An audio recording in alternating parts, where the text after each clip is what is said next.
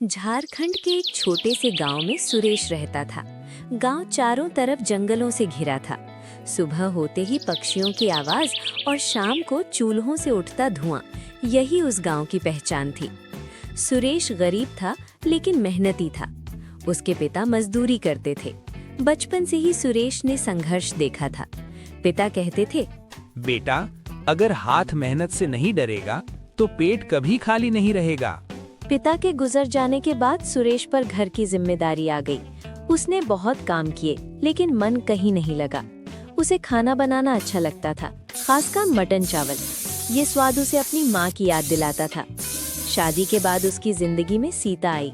सीता सीधी साधी थी, कम बोलती थी लेकिन समझदार थी। दोनों ने मिलकर सोचा, दूसरों के लिए काम करने से अच्छा है कुछ अपना किया जाए। सुरेश ने बाजार के कोने में एक पुराना ठेला लगाया। लकड़ी का चूल्हा, लोहे की बड़ी हांडी और थोड़े से बर्तन, यही उसकी दुकान थी। सुबह 4 बजे उठकर तैयारी शुरू हो जाती। शुरुआत आसान नहीं थी। कई दिन तो कोई ग्राहक नहीं आता, लेकिन सुरेश ने हार नहीं मानी। सीता हर काम में सुरेश के साथ थी। वो चावल साफ करती, पत्तल बनाती और ग्राहकों से प्यार से बात करती। थकान उसके चेहरे पर कभी नहीं दिखती थी। सीता की जिंदगी में सिर्फ एक ही दोस्त थी, राधा। राधा पास के गांव में रहती थी। जब भी आती, सीता से कहती, तुम दोनों की मेहनत एक दिन रंग जरूर लाएगी। कई बार मटन बच जाता, पैसे पूरे नहीं होते। सुरेश रात को चुपचाप बैठ जाता।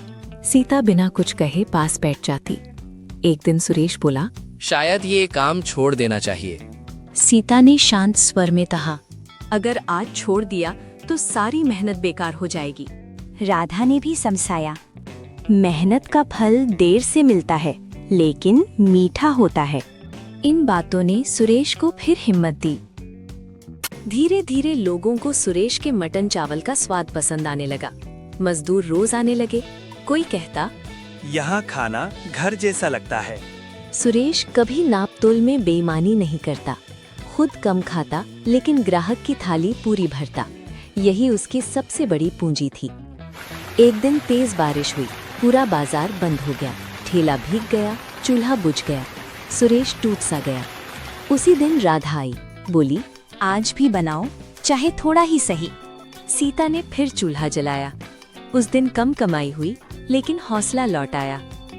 कुछ महीनों बाद लोग नाम से पूछने लगे, सुरेश का मटन चावल मिलेगा? ये उसके लिए सबसे बड़ी जीत थी। समय के साथ सुरेश ने ठेले की जगह एक छोटी सी पक्की दुकान ले ली। कोई बड़ा बोर्ड नहीं लगाया, बस लिखा, सादा मटन चावल। सुरेश आज भी खुद मटन बनाता है। सीता आज भी चावल परोसती है। राधा आज भी कभी कभी आकर हाल पूछ लेती है। अब सुरेश के चेहरे पर थकान के साथ संतोष भी है। वो कहता है, अगर साथ सच्चा हो और मेहनत ईमानदार हो तो छोटा काम भी बड़ी पहचान बन जाता है। ये कहानी सिर्फ मटन चावल की नहीं, ये कहानी है संघर्ष, विश्वास और मेहनत की। परिणाम है